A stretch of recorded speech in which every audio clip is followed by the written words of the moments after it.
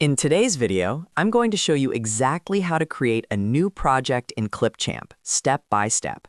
If you're brand new to Clipchamp or just want a quick refresher on how to start a fresh video project, this guide will walk you through everything you need to know.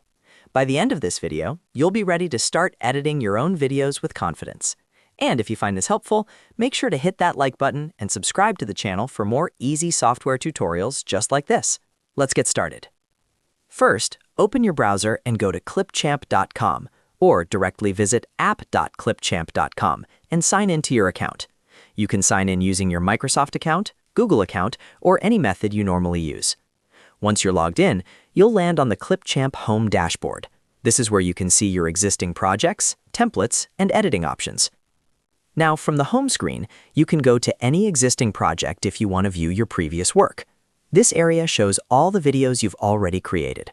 It's useful if you want to duplicate an old project or review something before starting fresh. But since we're creating a brand new project, we're going to focus on starting from scratch. To create a new project, look for the button that says Create a New Video. This is usually clearly visible on the home dashboard. Go ahead and click on Create a New Video.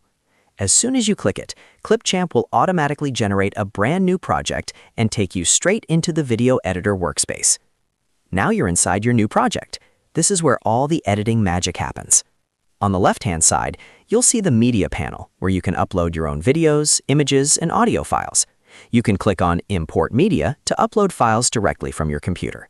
You may also see options to import from cloud storage services, depending on your setup. If you don't have your own media yet, you can explore the built-in templates and stock library. Clipchamp offers templates that are perfect for YouTube videos, social media posts, presentations, and more. Simply click on a template to preview it, and if you like it, you can add it to your timeline and customize it however you want. At the bottom of the screen, you'll see the timeline. This is where you drag and drop your media to start editing. You can trim clips, split them, add text, include transitions, insert background music, and much more. Everything you add to your timeline becomes part of your final video.